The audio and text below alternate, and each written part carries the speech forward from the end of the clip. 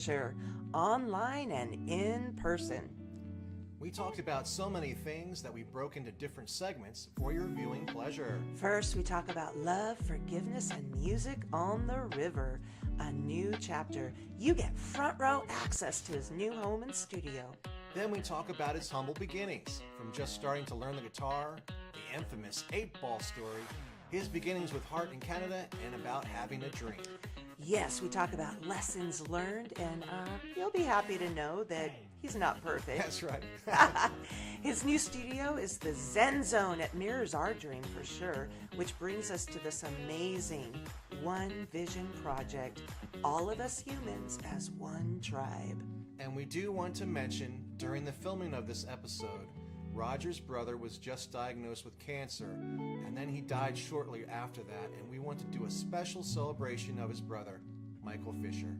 You don't want to miss a beat or a chord. Here we go.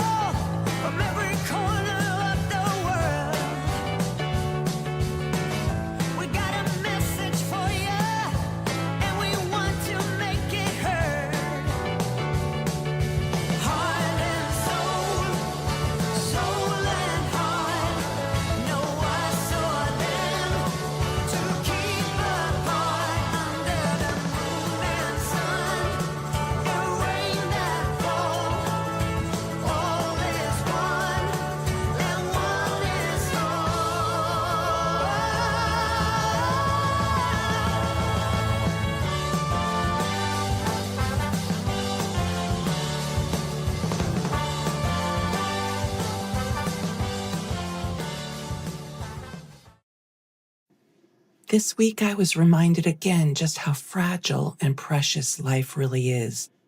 We pause to honor those we have loved but lost due to cancer. Life is short, so love fiercely, forgive quickly, and live full out. Love like there's no tomorrow.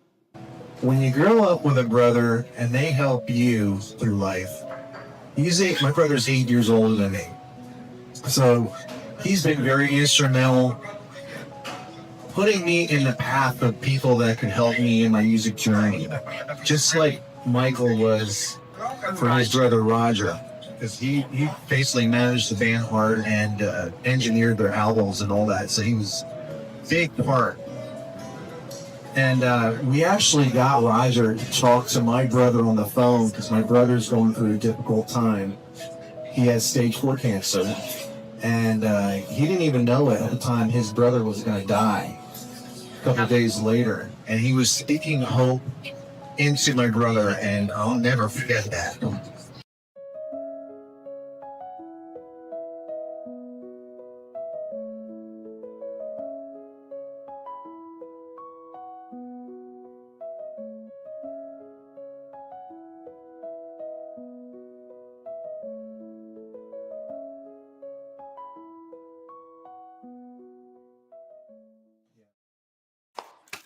Welcome to Rockstar Diaries, Healing Out Loud with heart, humor, and harmony. And real heart today. Real heart. We are here with Roger Fisher, and we are so excited. The guitarist from Heart, he doesn't need an introduction. He's an amazing guy. You know, out of all the research that I've worked in for this episode, dude, you're a sweetheart. And I've never heard you say anything bad about Ann or Nancy, about the breakup, none of that stuff. And you're all for forgiveness and healing. And man, I just treasure you. And you're just an amazing guy. And if there's any way possible to convince the other band members to do a reunion tour, I need to go see that. I know she does. Oh, you didn't hear about the Heart reunion? No. Oh, you didn't hear about that? No, what's going on? Oh, there's not one. Oh. He has a sense of humor. That's good. Yes. Dang diggity. Oh my goodness. Well, can you explain to the audience what we're looking at in back of you, since it's absolutely stunningly beautiful? It's Well, I your new place. appreciate the compliment. I take care of myself really well. Well, we No, wanted actually, to. no, that's the Skykomish River in the background. It's taken almost 2 years to build this home, and it's really great building your own home, especially when you've dreamed about doing that, since you were a teenager, because you dial in things just the way you want them, and it becomes a place that I wake up in the morning and walk out and look at this, and I just thank God. I'm so grateful to have ended up here. It's also proof of manifestation. I've been proven that again and again through my life. Where, okay, it started. I think it clearly started when I was in second grade, and I was in love with Gwen Schmidt. She was in fourth grade, and I just had Ooh. this thing, and so I prayed that she would flunk twice so we could be in the same class, Okay. and she did. What? Whoa. Oh my goodness. Yeah, true story. So then I thought, well, this works. This praying thing works. Yeah, great. So then all my life, I've gone and looked at different properties in Canada, down here in Washington, in Mississippi, and there was always a reason why it wasn't right. And then one day, 2 years ago, we were walking down this street, serendipitously looking for a good place to go swimming in the Skykomish River. And I visited a friend's house 9 houses down the road here, and walked into his living room, which looked right down on the river. And I said, "Oh my God, do you people know how lucky you are to live here?" And I was just flabbergasted and just loved it so much. So then we're walking back down the street, and I see this empty lot. What? Well, I get a hold of the real estate guy and make an offer, and we end up getting it. And so this is the place. So it's just great. And it's good to find it late in life when you've gone through so many of life's hurdles, that, the traps, the little things that can get you and put you off on a wrong track, to have already gone through that, so that now you can just settle down and live the life that a mature mind of wisdom dictates, assuming that you've got some wisdom. Yeah. I'm sure you have a lot of that. Wow. Oh my goodness. So I was in Seattle during the grunge era. I wasn't just a groupie, I was in the musician world there. Oh, you weren't just a groupie? I No, wasn't not just a just a groupie. groupie. I was playing along right with you. We lived in Kirkland when I was in high school. I went to Lake Washington High School, Kirkland, and lived right down the street from Ann and Nancy Wilson, their parents. So that was kind of a trip. I don't know if you remember that area. Oh, But- definitely.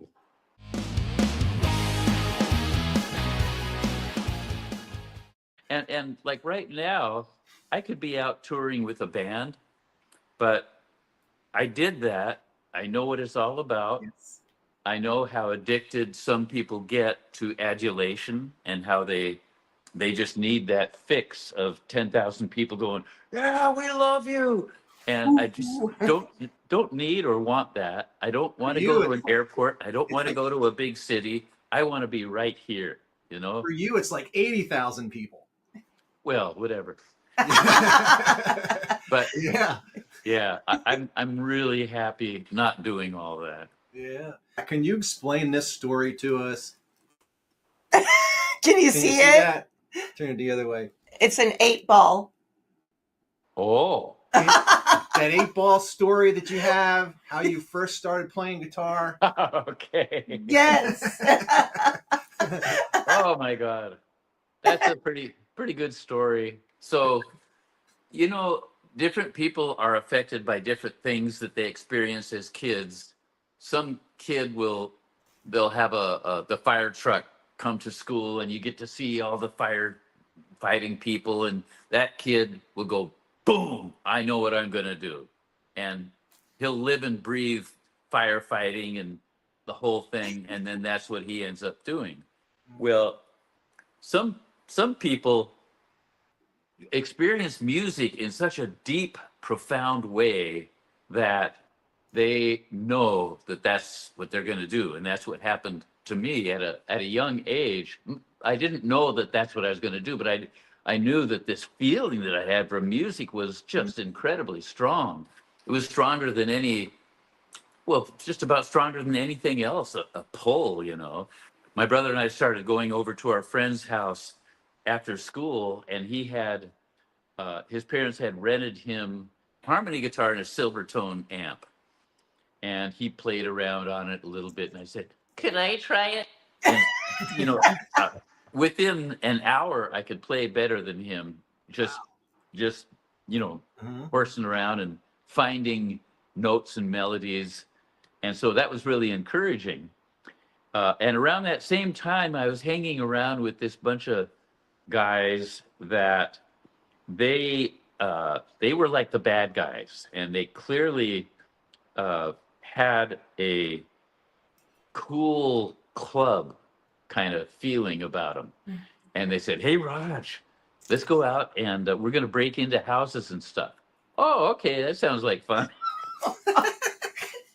So we go out and we go to these cars and we're siphoning gas and Oh my goodness. and I think that's part of where the first brain damage really happened.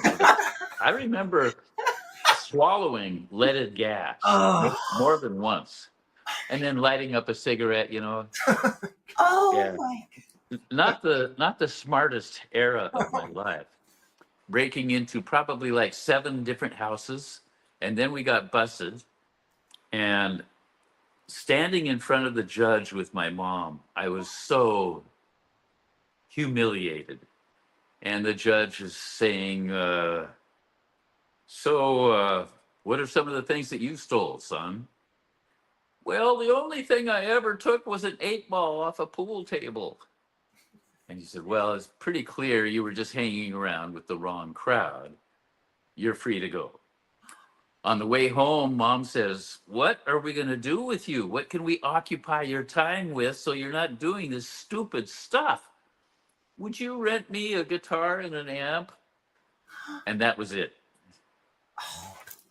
So Yeah. thank God for Yeah. for the And- crazy guys you hung out with to get you in trouble, just Yeah. so you could start playing guitar for the rest of us in the world to enjoy. And then it Yeah. led to things like Yeah. this Yeah. and this. We even framed this one. Nice. And where'd that one come from? Yeah. How did So that that get was in there? How'd That that was a get in late- there? So- that was a so- late start for a musician starting their instrument at 15 years old. Mhm. So, yeah, and I was all self-taught and just played by ear all the way through Heart. And then after I left Heart, I discovered, well, I mean, I thought, well, gee, I should probably learn some music theory. So Mhm. then started learning music theory and learning how to read music, and my mind just rebelled against that, and it still does. I've got enough knowledge of music theory to be able to survive in a group setting where you're saying, "Yeah, let's do this in E minor, a shuffle at 180 beats per minute, whatever. And then we're going to do a 1-4-5-2 progression." Okay, I got that. But anything beyond that kind of thing is over my head, which is contributes to a feeling of inadequacy and non-self-confidence, which, that's no fun.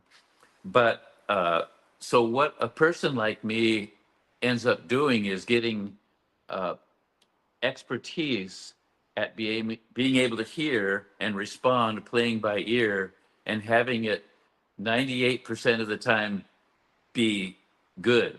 Yeah. Yeah. But that other 2% is really painful. You're watching the Rockstar Diaries TV show.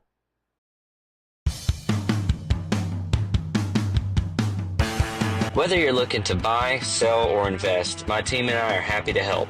We work across all price points and specialize in helping clients relocate from anywhere in the country. Give me a call, 214-708-2450.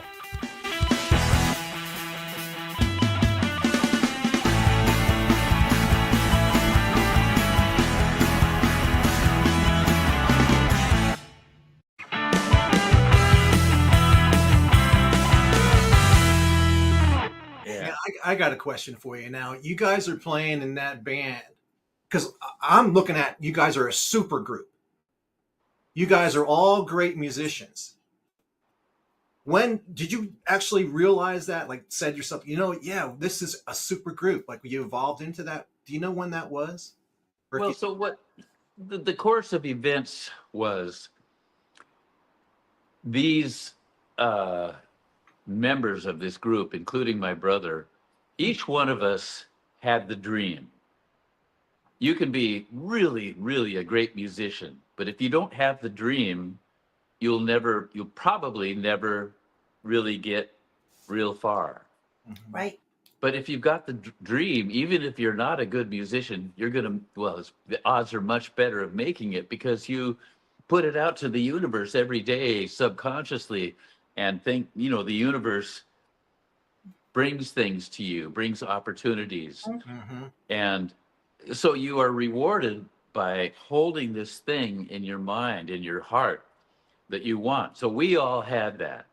And so we were living up in Vancouver, BC, and we started out in these nightclubs, just being the local band, not making much money. But we designed everything in a way to draw people and playing music that we loved. So we would genuinely be getting off on the music when we perform. Mhm. And that is, of course, infectious. Mhm. So our following just gradually went up and up and up. And at the end by 3 years' time, the lineups would be around the block to come and see us.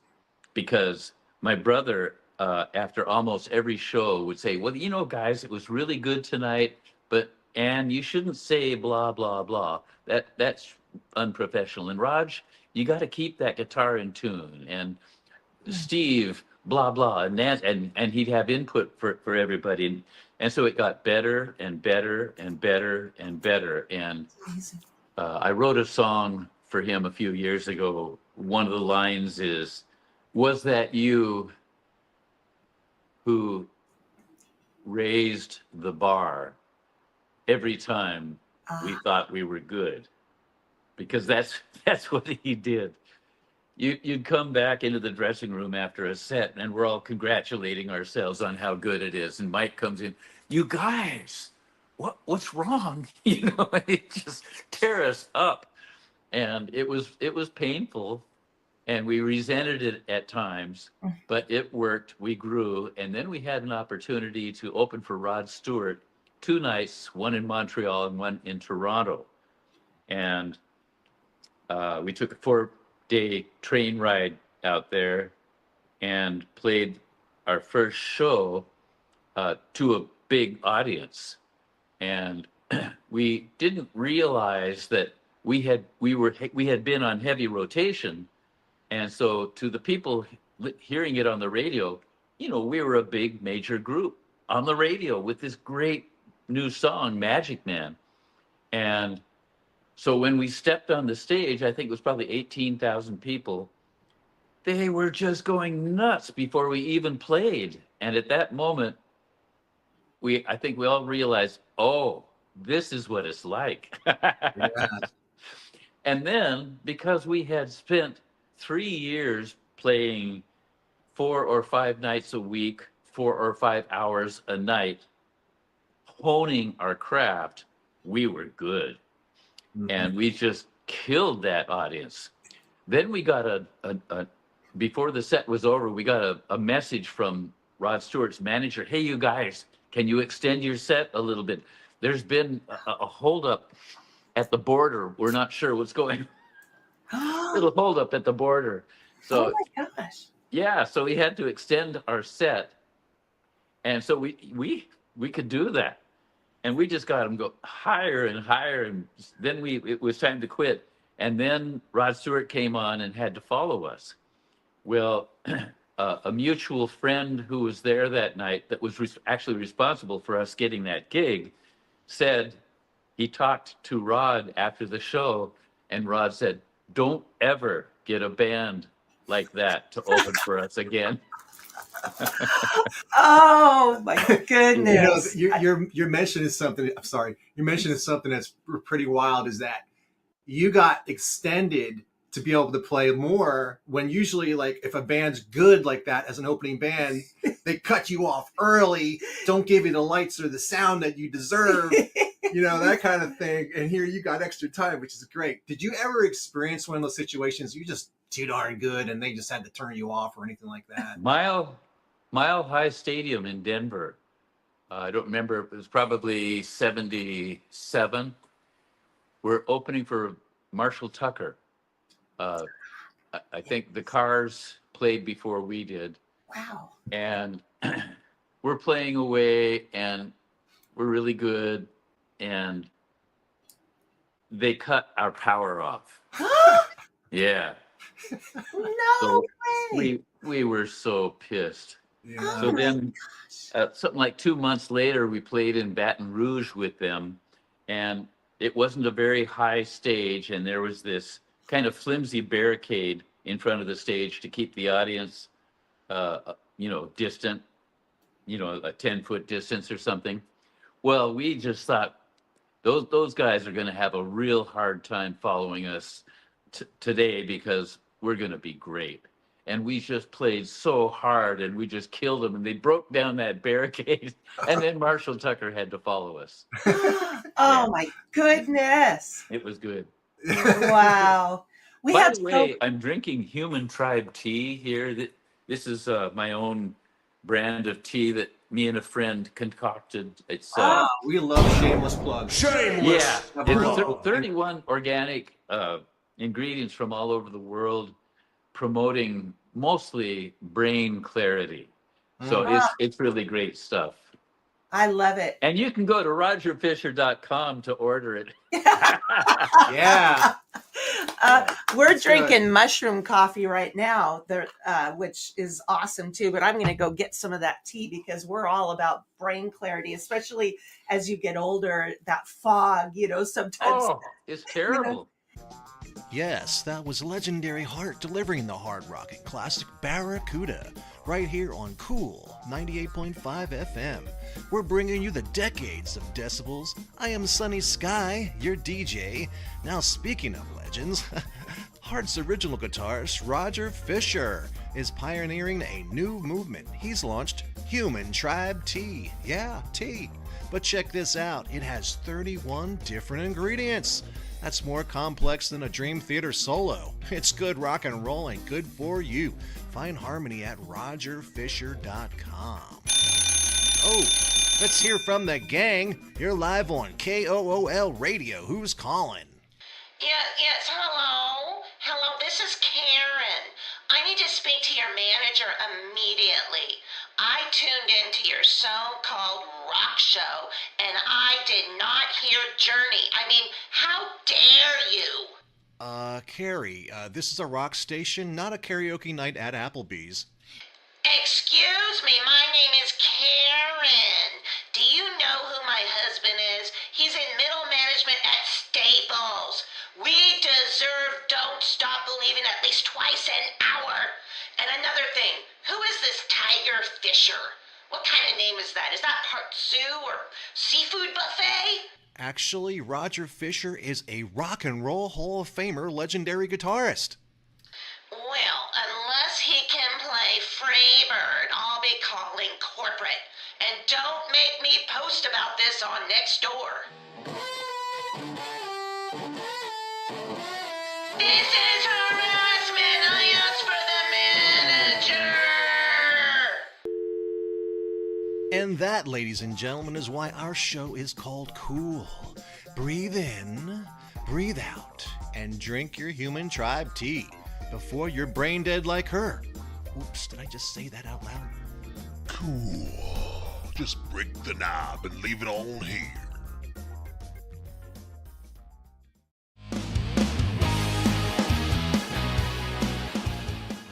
We actually have a funny question for you. So I heard in your wild days that your band, this was pre-Heart, you were going to audition for the musical Hair to be the band. Yeah. Okay, now, but you trusted someone's leftover cocaine and it was Yeah. laced. Why is this story so popular? It's a major life lesson. Did you have more caution after that? Oh, this was an amazing trip. So yeah, it was a big deal for our band at the time. With that band was named Heart. That was way before the Wilson Sisters. But we went down to the most popular nightclub in Seattle at the time to set up our gear and then do a sound check. And this show is an audition for Hair or Jesus Christ Superstar. Maybe it was for Hair. Is that right? You know? I think so. You said that Okay, before. let's just say it's Hair. Yeah. And so it's really a big deal. And our manager has made this happen, and he's all excited about it. So we get down to the nightclub, and the waitress comes up to me, and she said, "Hey, Raj, somebody left some cocaine here. Do you want some?" "Oh, sure, that sounds like a good idea." So I snort this stuff up, and pretty soon I start to feel strange. And the men's bathroom has been locked up because there's some kind of failure of a toilet in there or something is being fixed. So I go into the ladies' restroom, and I'm sitting there on the toilet feeling stranger and stranger. And pretty soon I notice the floor is like kind of liquidy moving around. And Jimi Hendrix is playing through the PA system in the nightclub and coming through the walls. And now the music has become part of all the solidity of it. Everything is now the music, and it's all just kind of moving around. Are you with me? Yeah, Yes. yeah. So- We're there. I go back out and finish setting up my gear, and then I go to play guitar. I don't know how to play guitar at all. There's no knowledge of how to play guitar. Holy shit. This is really scary. So they go ahead and do the sound check and everything. It's getting closer and closer to showtime. Our manager shows up, and I tell him what's going on. And he says, "Well, let's get you up to the Open Door Clinic up on Capitol Hill. And they'll take care of this." So we jump in his car and we drive up there. We get to the Open Door Clinic, and they say, "Okay, so what did you take?" "I don't know." "Well, we can't help you if you don't know what you took." "Oh, okay." So we go back down to the club, and now it's time to play. And I go up there, and I just really can't play. So now in my mind, for some reason, I thought that everybody in the audience knew what was going on. And so it's, okay, everybody understands. So I went down and laid on the front of the stage on my back with my head upside down, looking at the audience, just enjoying, because the band is playing without me, just enjoying the moment, and well, do that for a little while. And then I get up and I take the mic away from the lead singer and I start singing. And it's really, really good for about 2 minutes. And then suddenly it's not good anymore. And I give the mic back to him. Needless to say, Oops. oops, what happened? Yeah, you went sideways. That's bizarre that did that. That's so strange. Well, needless to say, we didn't pass the audition. And yeah. This goes along with the story. This is It's so great. funny. Oh my gosh. Love that story. Yeah, love that that's story. funny. Well, it's self-deprecation in a way, and uh, it's a shame that I have to tell that story. But yeah, so that was a lesson learned. Well, I'm reserving some things for our book. Mike and I are Yeah. writing a dual autobiography, but these traps. I mean, no matter what profession you are in, if you're really successful, the traps are all the more juicy, and you just have to really. It's good to have a long-term vision of how you want to live your life, what your goals are, where you're headed, and what you'll sacrifice if you make this mistake. Hmm. I was with Linda, who's just this wonderful, wonderful person and perfect partner for me because she has some intelligence and and she's kind of more pragmatic and we're just good for each other because she needs a little bit of wackiness in her life, so she gets that with me. So we're actually going to be in Washington. We're going on a little mini tour with our band, Heart Soul Revival. Heart, notice that. Yeah, Heart we're Soul not. Revival, what a We're great not. name for a band. See, we're really not stalkers of you.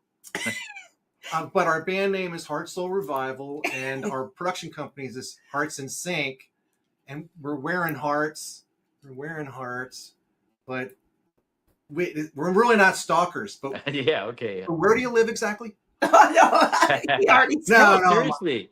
So, we're building a really nice recording studio here. You guys got to come out and record. I would Oh, love it. that. Yeah. And Yeah. you heard it here on Rockstar Diaries. He invited us to a studio. What do you charge, $1 million an hour? No, it's not going to be that much. The recording industry is so changed Yeah. from what it used to be. Everybody's got a laptop, and if you got good mic preamps and some good mics, your laptop, that's pretty much all you need these days. Yep. And then, but in my case, you have an engineer producer who has a specific kind of background that could elicit a specific kind of result, and for that you will pay dearly. No, no. Actually, we have a little building adjacent to us that our neighbor is building. It's a guest house for him, but people that come in from out of town can stay there right on the river while they record in the studio. So it's a really nice scenario here.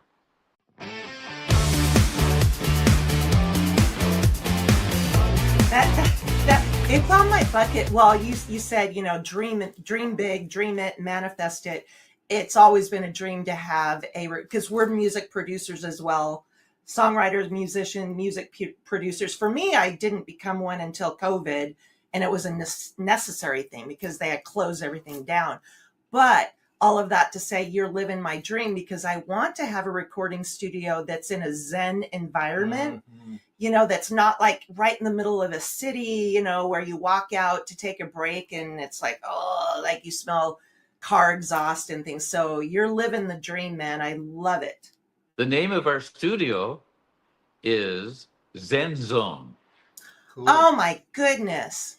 That's awesome. Wow. Yeah, because the idea is you come here and you walk into the garden and you go, it just affects you in a really positive way because everything is arranged and growing and put in their particular places for the kind of undercurrent reason that it's promoting enlightenment. And when you go into our downstairs living room, there are objects and art from all over the world that should be inspiring you to think globally. And there's just a lot of really uplifting, inspiring things on the property. And the goal is to have somebody come here and be so uplifted that when we go into the studio, good things happen. So yeah, that's where we're headed. Yay. So we are talking with Roger Fisher, guitarist from Heart, Human Tribe. You're also in a band called Alias, and just amazing guitar player. I got a question for you. Recently, Ozzy passed away, and just want to note: did you ever meet Ozzy? No, but when we were rehearsing for the Rock and Roll Hall of Fame induction ceremony, our rehearsal space was right next to Ozzy's. So that's as close as I've come. Hey, you did mention Rock and Roll Hall of Fame, and you said that you just had one regret about that, and it has something to do with your brother. And Oh my God. so, and the reason why I bring that up though is that we want to celebrate your brother because I adore the relationship that you guys have. It's a testament to so many people out there. It truly is the strength and the love and everything. So if we just want to do a shout out to your brother, you know, as well, like because he was instrumental. Do you want to talk about that at all? So what happened? Firstly, Mike wasn't included in the band members to be recipients of this honor, of this trophy.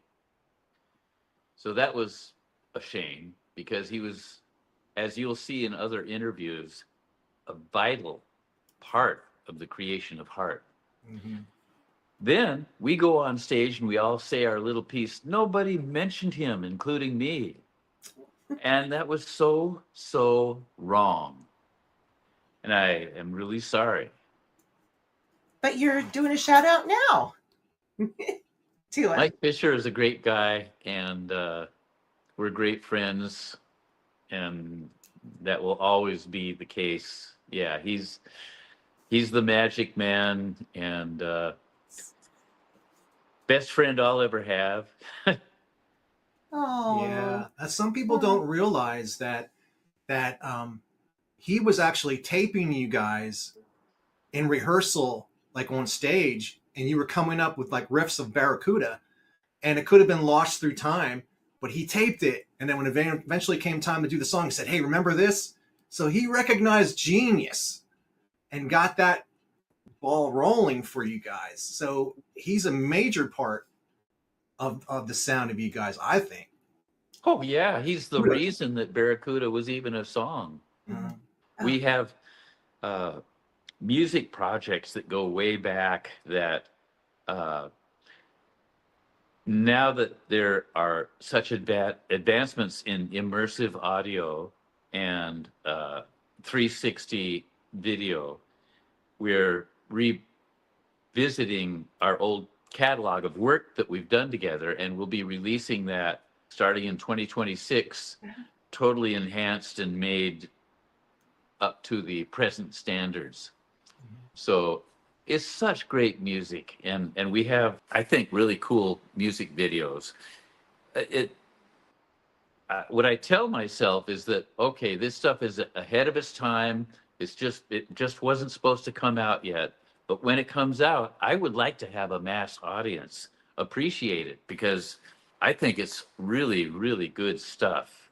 Yes. You know, you bring up something there that I have a pet peeve with. Classic rock stations. Oh my goodness. They will play your stuff from Heart all day long, but then when you come out with a new album or a new song, they're not going to play it because it's not 25 years old. I think that's a crime. Yeah, they made the money off. They're making money off you in the past. Bring you in the present as well.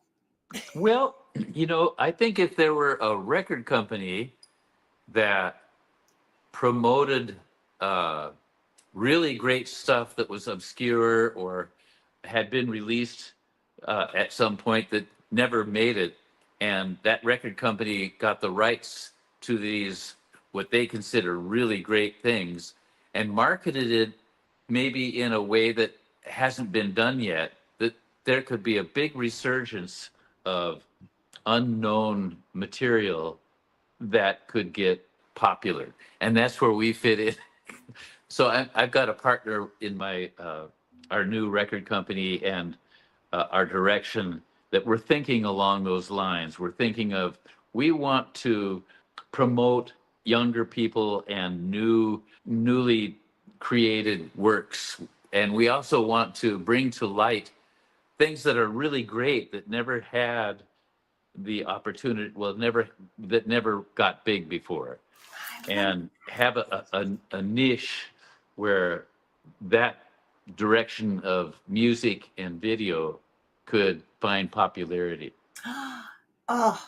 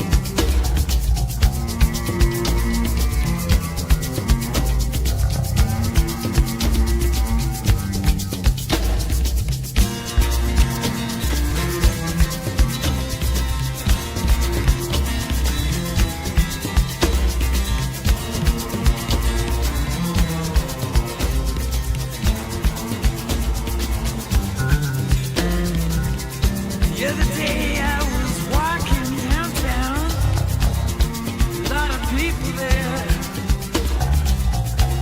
had pain and anger in their eyes.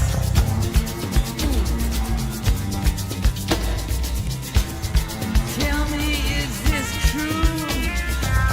Wish I could take it from you, take it to a higher place.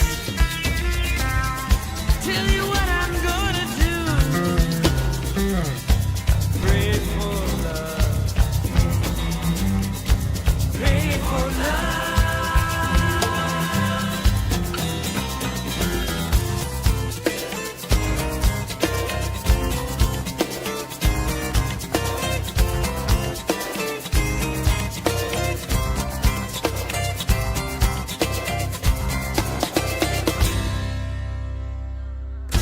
So many people walking around, tick, tick, ticking like a time bomb. But all the seconds they thought they had left are gone. I don't know if you think you know the truth, but I know that I've got love. I have a mission in my heart, and that's enough. Am I a lot like you? Do we have something important to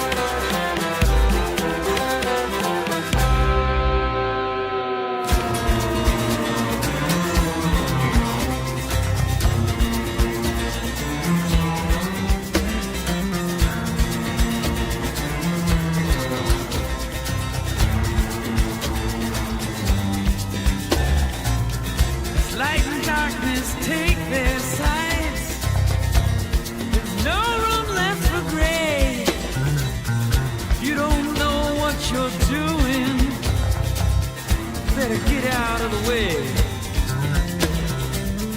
It's a universal bust happening to every one of us. You think you got it cool. I know what I'd do if I were you. Pray for love. Pray for love. Pray for love. Pray for love.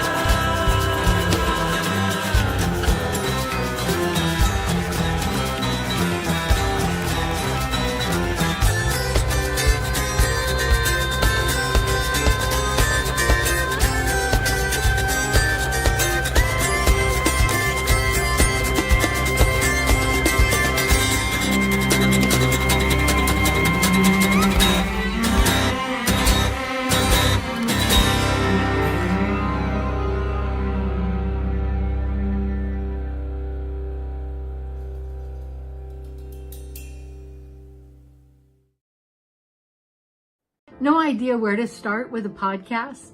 I see you. And let me tell you, you have not missed the boat. I created the 7-Day Podcast Pro just for you. It's a guided experience where we take your voice, your wisdom, your mission, and turn it into a professional, purpose-driven podcast in just 7 days. There's no guesswork, no overwhelm, and absolutely no tech confusion.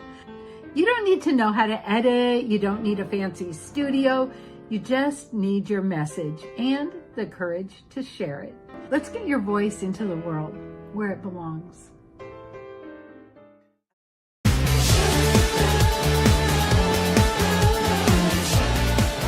you and your brother, you're starting the One Vision Project. Is that what you're talking about?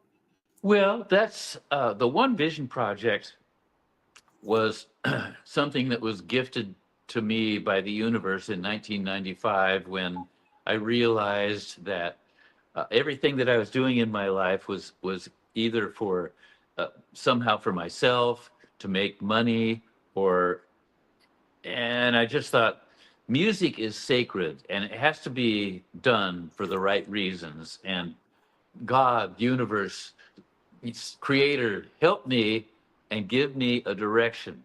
What should I do that would give me the greatest mental, spiritual integrity in making music?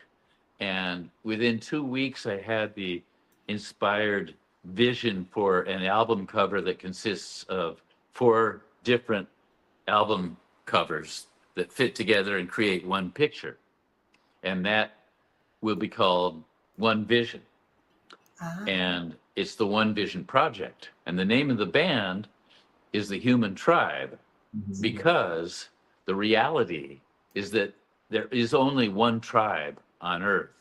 It's not separated by countries, ethnicities, religions, governments. There's one tribe of humans, and that's it. And if we can really realize that and act as one tribe, everything would be better. And that's the vision. That's the one vision that could be real helpful to the planet.